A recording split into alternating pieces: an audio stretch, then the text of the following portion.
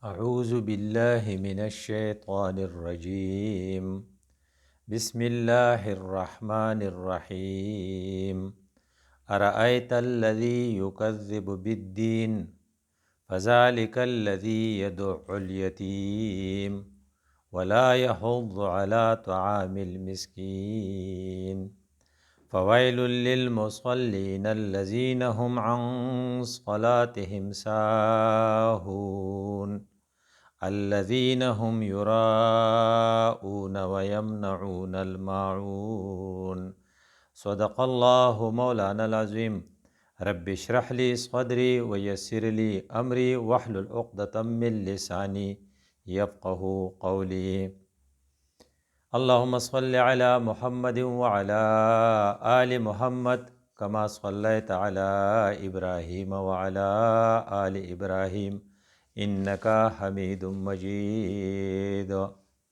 زمونږه په عام استعمال کې چې کوم لفظ ډیر زیات استعمالیږي هغه د دینداری. پلانې ډیر دیندار دی، پلانې خو مړه بې دینه دی. دا د دین دا لفظ مونږ په عام استعمال کې ډیر زیات استعمالو، او دغه رنګې په قرآن کې ځای په ځای چې ګورې نو د دین دا لفظ ډیر زیات راغلی دی. او منګه وایو چې د مسلمان په مقاصدو کې یو مقصد تبلیغ دین دی چې دا دین خلقو ته ورسوي، او بیا په دې نه خلاصیږي. دویم نمبر فاینل مقصد چې دی هغه د اقامت دین، چې دین په دنیا باندې قایم شي. او دا د دې کار نه د تبلیغ دین د اقامت دین نه مقصد بدای چې په څه طریقه سره د دنه الله رضا شي او د جنت ته داخل کی. گویا کې زمونږه مقصد د جنت حصول دی، او د جنت حصول بغیر د اقامت دین او د تبلیغ دین نه ممکن نه دی.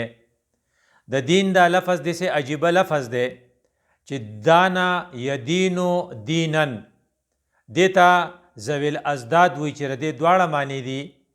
عمل کول دین دی، او د عمل جزا معنی هم د دین ده. دغه رنګې دا دین په قرآن کې چې راغلی لفظ دا په څلورو معنو سره راغلی چې زما ستا په ذهن کې یي. یوه معنی د دې غلبه، اقتدار دی، ساروینټي، ډامیننس. ځکه قرآن وی افغیر دین الله یبغون، د خدای د دین نه علاوه بل دین تاسو ځان لګورئ، جبکې دا زورورتیا غواړي، او زورورتیا صرف د الله سره ده. وله اسلم من فی السماوات والارض طوعا وکرها. په دنیا کې چې څومره مخلوق دی، کو هغه بره دی او که ښکته دي، د کائنات تمام څیزونه الله ته سرنډر دي. نو ته ویلی شي چې الله زورور دی، د الله دین زورور دی. نو دا دین به غلبه غواړي. نو وله الدین واصبا. واصبه دی ته وی انکنډیشنل، پرپیچول، پیور، دایمی، همیشه د پاره چې هغه دین د هغه دی.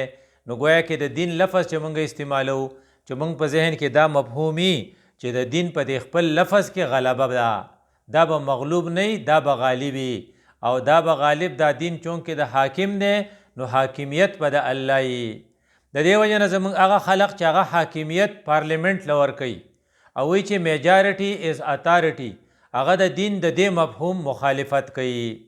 او د دین دویم مفهوم چې په قرآن کې کوم لفظ راغلی دی هغه دی ټو بی سرنډر، اوبیډینس، ودعوه مخلصین له الدین. تاسو چې الله نه دعا غواړئ کنه نو ځان هغه ته سرنډر کوئ په اخلاص سره. گویا کې د دین دویمه معنی چې ده هغه محکومیت دی، چې ستا په ذهن کې دی چې حاکم زما الله دی او زه محکوم یم، زما څه اختیار نشته، اختیار ټول د هغه سره دی. که ته وایې چې اختیار د پارلیمنٹ سره دی یا اختیار د IMF سره دی، نو بیا که ته د بل چا یا د جنرل اسمبلی سره اختیار دی یا د سلامتی کونسل سره اختیار دی، نو دا دین د دې مفهوم خلاف دی. ځکه دا ټول محکومین دي او د محکوم سره اختیار نه، اختیار صرف د حاکم سره وي. نو چې دا دویم مفهوم هم زما ستا په ذهن کې هر وخت ناسي چې زه او زما ملګري انسانان مونږ ټول محکوم یو او مونږ به د الله حکم ته سرنډر کوو. نو الو به مونږه د دین دا دویم ریکوایرمنټ پوره کوو. دین په قرآن کې په درېیمه معنی چې راغلی دی هغه دی لا، قانون، رولز، ریګولیشنز او ضابطه حیات. وما کان لیأخذ اخاه فی دین الملک، د بادشاه دین، یعنی د بادشاه ضابطه حیات چې دغه کوم رولز او ریګولیشنز چې هغه یوسف علیه السلام خپل رور پای کې نشو نیوی. نو د دین یوه معنی د ضابطه حیات. نو د دې نه دا پته لګي چې کله ته دا تسلیم کې چې زما د زندګۍ د تیرولو د طریقې چې دي، رولز اینډ ریګولیشنز چې دي، هغه الله فریم کړي دي او هغې ته شریعت وایي. نو گویا کې د دین یو مفهوم حاکمیت، دویم مفهوم محکومیت، دریم مفهوم شریعت، دریم مفهوم شریعت، او څلورم چې په قرآن کې دین لفظ راغلی دی د هغې مفهوم دی ریوارډ، پنشمنٹ، جزا یا سزا. حدیث کې راځي کما تدینو تدانو، څنګه عمل چې ته کې دقه شان تدانو هغه شانتې به تا ته د هغې جزا میلاویږي. لکه څنګه چې پښتو کې موږ وایو چې څه کرې هغه برېبې، په اردو کې وایو جیسا کروگے ویسا بروگے. نو حدیث الفاظ هم داسې دي کما تدینو تدانو، څنګه چې عمل کې داسې به تا ته سزا او جزا میلاویږي. او قرآن کې وایي وان الدین لواقع، هغه ورځ چې په هغې باندې به جزا او سزا یا به خامخا راځي. نو دینداره به هغه سړی چې دا څلور مفهومونه د هغه په ذهن کې وي، ادروایز هغه هر قسم لزبرګ کیدی شي. ما تا چې ورته زبرګ وایو، دی پیر هم کیدی شي، دی ډاکټر هم کیدی شي، دی انجینیر هم کیدی شي، دی مفتی هم کیدی شي، دته ته په عام حالاتو کې عالم هم ویلی شي، خو دا به دینداره نه وي تر څو پورې چې دا څلور مفاهیم د هغه په ذهن کې ایټ ټایم موجود نه وي او هغه د دې مطابق خپله زندګي نه تیروي. ړومبی مفهوم غالبیت، غالب او حاکم صرف الله دی. دویم مفهوم زه د الله محکوم یم، زه به اطاعت کوم. دریم مفهوم الله چې کومه ضابطه را لیږلې ده د هغې مطابق په خپله ټول لایف، که غم دی او که ښادي ده، که اجره ده که جومات دی، هغه به تیروم. که سیاست دی که معیشت دی او که معاشرت دی، نو زما د هغې لاز اینډ ریګولیشنز تخت پې زه تیروم. او څلورمه خبره دا ده چې د دې ټولو به زما سره یو پیره حساب کیږي، هغې ته قیامت وایي. نو یو حاکمیت، دویم محکومیت، دریم شریعت او څلورم قیامت یا آخرت.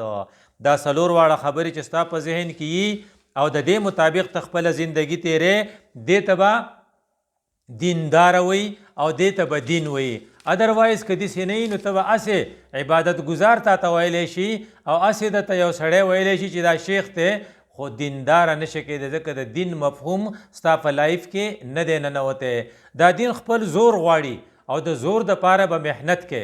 دیو جن الله تعالی چې په خپل کلام کې د دین دپاره کومې خبرې کړي، هغه د یو یې پکې دا کړي وانزلنا معهم الکتاب والمیزان وانزلنا الحدید. موږ د برې نه درې واړه څیزونه را لیږلي دي. موږ کتاب هم د برې نه در لیږلی دی، موږ شریعت هم د برې نه در لیږلی دی، او د دې د جدوجهد دپاره به ته انټرنلی چې کوم جدوجهد کې، نو وجاهدهم به جهادا کبیرا، دې ته جهاد کبیر وایي. دا په قرآن سره کې، او دا قرآن به ستا سره یو اوزاري او په دې بنیاد باندې به ته په خپل معاشره کې اصلاح راولې. او چې کله بار شي او په تاسو حمله وکړي او د ظالم د ظلم نه مظلومین خلاصې، نو بیا به ته تلوار استعمال کې، او تلوار جوړیږي د وسپنې نه لوحه. نو الله وی وانزلنا الحدید، دا وسپنه موږ نازله کړې ده. دا څنګه ساینسي تحقیق دا دی چې داتونه یا عناصر چې په هغې کې یو وسپنه ده لوحه، دویم په هغې کې چاندي دی او بل په هغې کې سونا ده، بل په هغې کې یورینیم دی. دا بره په سیاروں کی جوړیږي. یہ زمین پر موجود ہے لیکن زمین پر بنتی نہیں ہے. دا د برې نه چې کله سیاره 100 کاله پس وپړسیږي او هغه ذرې ذرې شي، نو په بعضې سیارو د پاسه وسپنه ډیره پرته ده، په بعضو یورینیم ډیر دی، په بعضو سونا ده، په بعضو چاندي ده. نو هغه بیا ښکته ځمکې ته راشي، په ځمکه کې خلق استعمالوي. نو انزلنا الحدید دا مفهوم د فزیکس په بنیاد باندې په ذهن کې راغی چې څنګه د برې نه قرآن راغلی، داسې د برې نه وسپنه هم ښکته راغلی ده، او دغه وسپنه به ته استعمالې.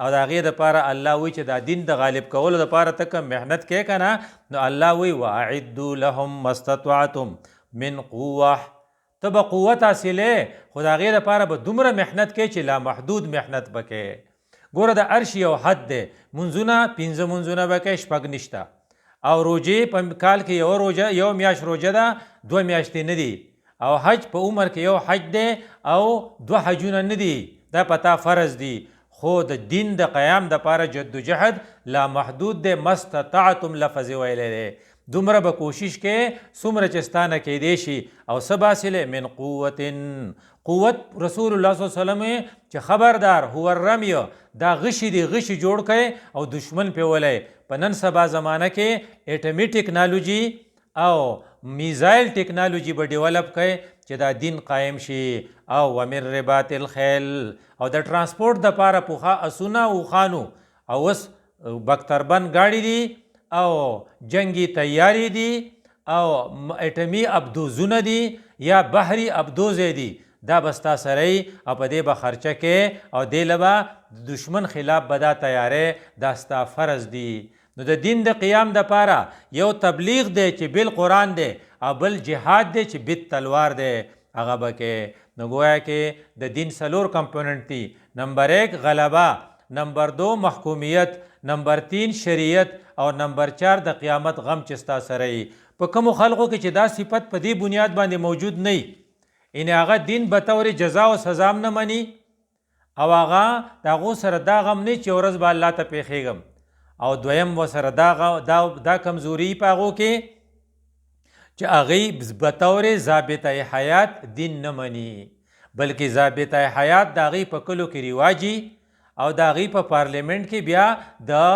د پارلیمنټ پاس شوی قانوني نو هغوی بیا شریعت دننه پرېښودو ته نه پرېږدي هغه سړی چې دی هغه د خطا کېدو نه دی صورت ماعون کې د هغه نښې تا ته ښیي نو ډومبنی نښه به یې صحیح نه وایي ارأیت الذي یکذب بالدین کم سړی چې دغه دین په دغې 4 معنو کې دا موږ چې ووی دا نه مني بلکې د دې تکذیب کوي نو دی که ته نه پېژنې نو زه یې راته ښیم فذلک الذي یدع الیتیم په دنیا کې د ټولو نه کمزوری انسان یتیمي که هغه ستا انګوري که هغه ستا وراری که هغه ستا خوریی که هغه ستا فقیري خو چې هغه پلار نه او هغه د عمر کې لا بلوغ ته نه رسېدلی نو هغه د معاشرې کمزورترین انساني نو چونکې د دې سړي په آخرت یقین نشته شریعت یقین نشته نو دی د یتیم سره انتهایی خراب سلوک کوي نو یتیم سره ښه سلوک خو څه کوي خو دی د دیوالونو نه تنبوي یدع الیتیم د قړې وله ورکوي سپېړه تې تنبوي سوک تې تنبوي پلته یې وښي دیوال لی راپرېږدي او دا سړی کسخري نو دی خپل انګور ته چې هغه یتیمه ره دکر راواده شوي هغه ره د ورېره ولې نه هغې ته وایي زه د خپې نه نیسم او راکاږم دی او ستا زما نه څوک تپوس کوي دا ټکی چې چا ووې خپل کمزوري ته که هغه د ده وراره ولې نه چې زه تا راکاږم تا زما نه څوک تپوس کوي دا سړی په حقیقت کې د دین 4 واړه اجزا نه مني د ده سره د دې خبرې غم نشته چې زه به الله ته یو پیره مخامخ کېږم او هغه به زما نه د دې عمل تپوس کوي دا سړی ډېر بدقسمته دی نو دا نښه چې په چا کي څوک چې په خپلو کورونو کې د خواښې د سخر په صورت کې د خپلې یتیم انګور سره خراب سلوک کوي او کوم چې په خپلو کورونو کې د خپل وراره د خپل نسبي چې هغه یتیمي د هغه جایداد قبضه کوي او هغه له څه نه ورکوي دا د ابوجهل په ګروپ کې دی دا دینداره نشي کېدی اگر که د عاجزۍ وي اگر که د ښکلي ګیرئ اگر که دی تسپیړئ اگر که دی هر کال حج له هر کال عمرې له ځي خو چونکې د ده یتیم سره سلوک خراب دی نو دا دینداره نه دی او دا کار ابوجهل کړی د ابوجهل سره چې کله کوم یتیمو او د هغه جایداد ټول د ابوجهل په لاس کې نو هغه د اغوستو دپاره جامې هم نه ورکولې اکثر دا زورور سړی دی کمزوري ته وایي چې هغه وایي ماله کمي ماله جامې نه وایي ته په جامې څه کوې دا شته جامې دی لګي دي که وایي چې ماله سپلی وایي ته په بوټانو څه کوې دا شته چې ستا په خپو کړي داره باندې ډېر دي اکا وایي چې ماله صادره یا شړی نو وایي ته په صادر څه کوې زمړه دا شته دی لږ دي دا الفاظ ابوجهل هم هغه ته وی هغه ماشوم پریاد وکړو قریشو د مکې ته او قریشو د مکې د ګپ دپاره هغې ته رسول الله خو چې دغه سړی به دله وینا وکړي او حضرت له چې هغه یتیم لاړ نو حضرت سره د هغې خپل مخالفت نه چې د ابوجهل ورسره خو د ابوجهل ورې وټکاو او ابوجهل چې کله بار ته راووت هغه سنګدل ابوجهل چې کله رسول الله ولید هغه ورته وی د دې یتیم حق دله ورکه، د ده مال ده ته حواله کا. هغه وی ښه جي. او چې کله ابوجهل هغه حواله کو نو قریشو د مکې سردارانو د مکې د ابوجهل نه تپوس وکړو چې دا ولې ته دومره ډپرس شوې؟ هغه وی یاره ما چې د الله رسول ته وکتل نو د هغه دواړه طرف ته داسې حربې ما ته ښکاره شوې، ما ته داسې نیزې ښکاره شوې، ما ته داسې سیخان ښکاره شو چې ما وی چې کونې ورکوم نو په ما کې ننوځي. د خپلې یرې د لاسه مې دا کار وکړو. دې نه پته لګي چې رسول الله صلی الله علیه وسلم د یتیم حمایت کړی او دا ویلو چې انا وکافل الیتیم کهاتین. د یتیم په باره کې ویلو چې د ده له صرف حق ورکول نه دی، د ده به عزت ډېر کې.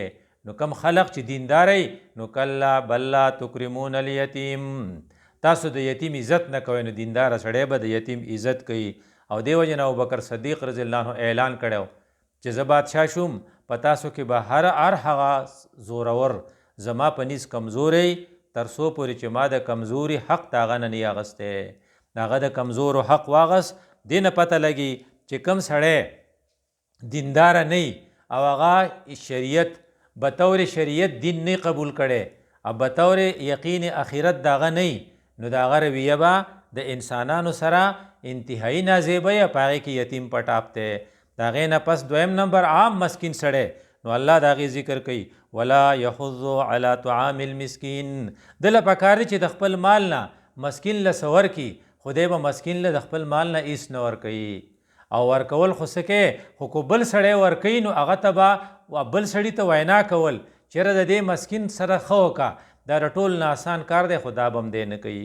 د هغې وجه دا ده چې د په الله یقین نشته، د ده په شریعت یقین نشته، د ده سره د آخرت غم نشته، نو دی بخیل دی، دی شوم دی. نو د خپل بخل د پټولو دپاره دی بل سخي هم نه برداشت کوي.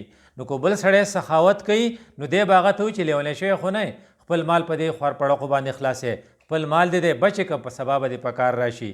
او که فرض که هغه بیا هم د ده په مخ کې سخاوت کوي نو دی به په هغې کې ډېر شی خبرې راوباسي.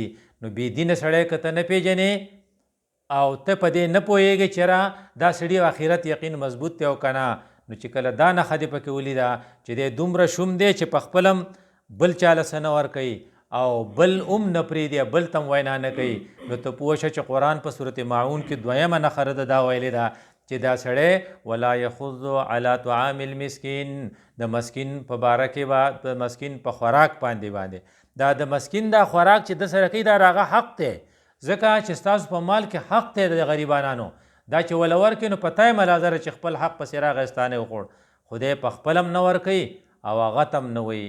او بیا د دې صورت په اخر کې دریم صفت چې ښیي یا څلورم صفت هغې نه ته پیژنې، نو هغه دا چې دی ایکسټریم ته تللی، دی په بخل کې ایکسټریم ته تللی، نو وایي ویمنعون الماعون، ماعون معن لږ شي ته وایي، نو دی معمولی شی هم چاله نه ورکوي.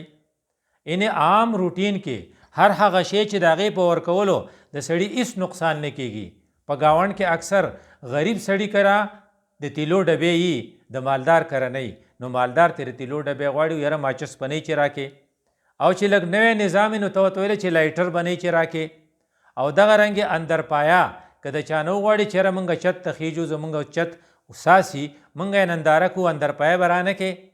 دا ماعون هغې څیز ته وایي چې هغه په روټین کې خلق د عام استعمال څیزونه او یو بل له خلق ورکوي، د هغې معاوضه نه طلب کوي بلکې مالدار د غریبانانو نه غواړي او غریب سړی وله ورکوي. نو ویمنعون الماعون د ده د انساني رشتې دومره کمزوري چې ده ته وایي چې اندرپای به رانه کې نو دی وایي نشته. که ته ورته ووایي چې یاره زمونږ دغه پکار ده بیلچی پکار ده نو دی وایي نشته. که وایي چې یاره زمونږ کره میلمه راغلی زمونږ کره یو کټ نیمګړی دی نو که ته موږ له کټ راکې سهار به یې راوړو وایي نشته. نو که ته وایي چې یاره زمونږ کره بستره نشته یو طلایي که دی راکړه نو وایي نشته. نو دا سړی چې دی د عام استعمال څیزونه یو غریب پړوسي چې هغه مالدار سړي له ورکوي، مالدار سره خویږي، دی هغه نه کوي ځکه چې د ده انساني رشتې د ده نه یېرې دي، ځکه د ده په آخرت باندې یقین نشته. او کم خلقو چې د آخرت یقین نه اسلام به طور زندگی نه قبلی نو هغه کې شومتیا غالبه شي. نو نمبر 1 صفت چې وي نو یتیم د دیوالونو نه تنبوي. نمبر 2 صفت چې وي د دومره بخیلی چې په خپل هم غریب له کانه نه ورکوي، طالب له وظیفې ته تیار نه، خو که بل چاته هم وینا نه کوي، او که بل څوک ورکوي نو د خپل بخل پټولو دپاره دی هغه پسې خبرې کوي چې دیم د هغې نه حوصله شکني وشي او دا خو څه کې خو د عام استعمال شی هم چاله نه ورکوي او بیا د دې څلورمه نښه چې قرآن ښوولې ده هغه ده فویل للمصلین الذین هم عن صلاتهم ساهون. د دې سړي بل صفت به دی چې دته به هر شی یادي خو دته به مونځ یاد نه وي، د ده نه به مونځ هر وخت یېري. د پخوا مونځ کا اوس یې بس کړل. دا د په آخرت باندې یقین کم شو، د الله په غلبې او د الله په حاکمیت یقین کم شو، په خپل محکومیت یقین کم شو او د آخرت حساب وسره نو سره غم نشته، نو دی د مانځه نه بېغمه شو. دې وجې نه وایي هم عن صلاتهم ساهون، یعنې یا خو د مونځ کا اوس یې پرېښود یا اوس کوي خو ډېر په سستۍ سره یې کوي او اکثر بې وخته یې کوي. دی چې ته ګورې نو چېرته په تکبیر الله کې به موجود نه وي، دی که د بینک په لینډ کې ولاړي خو هلته خو به ښه مخکې رسېدلی، او که دی سبزۍ دکان ته ځي نو هلته هم په ټایم رسي، خو دی چې جومات ته مانځله راځي نو یا ترې رکات شوی او یا ترې ټول مونځ شوی، په ده سستي غالبه شي. او بیا وایي وإذا قاموا إلى الصلاة قاموا کسالا، دی انتهایی په سستۍ سره مانځه ته پاسي او مونځ خو په ده باندې یو لوی بوجي، او د سهار په مانځه کې خو به ډوینې نه او د ماسخوتن د مانځه دپاره هم ښه بانه وکړي، و یاره په دغه وخت کې موږ یا ډرامه ګورو یا زموږ ساړه کیږي. نو الذین فویل للمصلین الذین هم عن صلاتهم ساهون، مونځ د دې نه بیا یېري. او بیا بله خبره ورپسې دا کوي الذین هم یراؤون. که دا ته نه پېژنې په دې وپېژنه چې دا سړی کله د ریا ځای راشي نو دی بیا د ټولو نه مخکې، که هغه د مانځه په صورت کې یا کار چندې په صورت کې. د دې وجې نه چې کله بلدیاتي انتخاباتي او د هغې دپاره چنده کېږي نو دی زر 1 لاک روپۍ ورکړي. هلته خو مسکین له ډوډۍ ورکولو باندې سمی نه راته، ځکه چې پای کې د آخرت ګټه وه. او دلته چونکې د ریا ګټه ده چې دا ممبر صاحب دی چې ورکړي نو شاید چې دته ټیکټ میلاو شي د کوڅې د لارې، د هغې دپاره دی غټه چنده ورکوي، وی پلاني پیسې ډېرې ورکړې نو ټیکټ ورته میلاو شو، ځکه دا د ریا دپاره پیسې وې. دا د ریا پیسې چې کله د ده واده نو د سره بیا د هوایي ډزو دپاره پیسې وي الذین هم یراؤون. او چې کله د دې وده یا د دې سره څه خوشحالي راشي نو بیا خپل ټول بیلډینګ په بلپونو باندې روشن کول دته ګران نه وي، د بجلی هغه بیل ورکول دته څه خاص مسله نه وي، ځکه دا د ریا دپاره وي. نو د ده په بیلډینګ باندې قمقمې بلیږي. او همدغه رنګې چې دی په واده کې که د یوې میخې په ځای 2 میخې حلالې نو دی وایي خلق به څه یاد ساتي. نو گویا کې د انفاق هم د ریا دپاره او د ده منځونه او هم د ریا دپاره. نو کم کسان چې د سیاست دپاره منځونه کوي نو هغه چې کله د الیکشن اعلان وشي نو هغه بیا په جومات کې او هغه بیا په جنازو کې په مخ کې سب کې ولاړي. نو دا یو والذین هم یراؤون، نو دا یو څو صفتونه دي چې کم خلق کې دینداری نه نو قرآن د هغې الفاظ داسې وایي چې ارأیت الذی یکذب بالدین. نمبر 1 فذلک الذی یدع الیتیم، دی به د یتیم سره د ده رویه نازیبای. نمبر 2 ولا یحض علی طعام المسکین، مسکین ته ډوډۍ ست په خپله خو څه کوي خو بل ته به هم وینا نه کوي. او نمبر 3 فویل للمصلین، دی چې مونځ کوي نو مونځ به تیېري، نو مونځ به انتهایی په سستۍ سره کوي او د ده په پروټوکول کې د ده په ټایم ټیبل کې به د هر شي دپاره ټایم وي خو مونځ به پای کې وروستی پاتې شوی او دی به هر کار د ریا دپاره کوي، مونځونه هم او دی او غم خادم او لاسنیوي هم دا به د ریا دپاره او دا به دومره انتهایی شومي چې دی به د معمولي شی که چې چا وغوښتو چې دا راکه نو دی به وایي چې زما سره نشته. که څوک ورته وایي چې ستا سره خو ولې دې ورنکو، وایي به چې مړه ته لیونی زه ولې دله ورکم، دا ما ځان له ساتلی. د هغه عام څیزونه چې هغه دیاسلایي یعنې د ماچس ډبې هغه به هم چاله ورکول مناسب نه ګڼي. د دې وجې نه اردو کې یو مفسر د دې لپاره خواږه الفاظ لیکلي چې دا سړی چونکه آخرت کی پکڑ کا یقین آدمی کو نیک عمل بناتا ہے، سړی الو ښیي چې د سړي سره د آخرت د نیو غمي. دې وجې نه خلق ډېر خوش قسمته دی چې هغه پاسي او کینی او ګرځي هر وخت ورسره د آخرت فکري. نو هغه یکذب بالدین نه یصدق بالدین، هغه د قیامت ورځ غمي د هغه سره. نو نیک عمله به الو یو سړی چې د آخرت یقیني مضبوطی اور جو اس سے خالی ہو. اره کم سړی چې د آخرت یقین مضبوط نه وہ نیکی کی ہر بات سے خالی رہے گا. بیا دا تمه مه کوه چې دی به چېرته څه نیکي وکړي، دې که څه نیکي کوي هغه هم ارټیفیشلی، هغه هم د ریا دپاره د هغه به حقیقي نیکی نه وي. نمبر 1 اللہ کی عبادت گزاری سے غافل ہو جائے گا. دا سړی به د الله عبادت نه کوي، په منځونو کې به غیبي، په جماعت کې به نه، دی به په هر غم خادے کی تئینه، خو په سب کې به چرته ونه نه. بے زور آدمی کو دھکا دینے سے نہیں شرمائے گا. ځینې سړي کې خو حیاي کنه، خدای به د نسوارو په ډبي باندې خپل یتیم وراره ولي، عادت او په دې ځان بد نه ښکاري. دیو جنا د دا غرور دومره ځکه د آخرت پکړ نشته، نو کمزور سړی هغه له دک ورکول یا هغه له دھکا ورکول دا به ته ډېر آسانی. غریبوں کے حقوق ادا کرنے کی ضرورت نہیں سمجھے گا. د داړو په ذهن کې بدایي نه چې دا غریب دی د دم په ما څه حق دی او دله یو صادر ورکول یا دله روټۍ رایستل یا دله سار د چی او پیاله ورکول دام زما ذمہواری ده. حتیٰ کہ وہ لوگوں کو ایسی چیزیں دینے کا بھی روادار نہیں ہوگا جس کے دینے میں اس کی کوئی حقیقی نقصان نہیں ہوگی. کم شی چې دله لکه تا ماچس چاله ورکړن څه چل به وشي، تا اندر پای چاله ورکړن څه چل به وشي، د خلقو له اندر پایا او ماچس هم نه ورکوي. حتیٰ کہ وہ لوگوں کو ایسی چیزیں دینے کا بھی روادار نہیں ہوگا جس کے دینے میں اس کی کوئی حقیقی نقصان نہیں، خواہ وہ دیا سلائی کا ایک ڈبہ ہو. کہ چاہتے ماچس وغوښتو نو ماچس هم چاله نه ورکوي، اور کیا کسی کے حق میں خیر خواہی کا ایک بول، بلکې دی ډېر زیات دومره شومي چې دی د چا دپاره د خیر کلمې ویلو ته هم تیار نه وي. دا د څه نقصان دی؟ د دې نقصان دی چې کم خلق دین بطور ضابطه حیات او کم خلق دین بطور آخرت کی جوابدہی نہیں ایکسیپٹ کرے. اقول قولی هذا استغفر اللہ لی ولکم ولسائر المسلمین.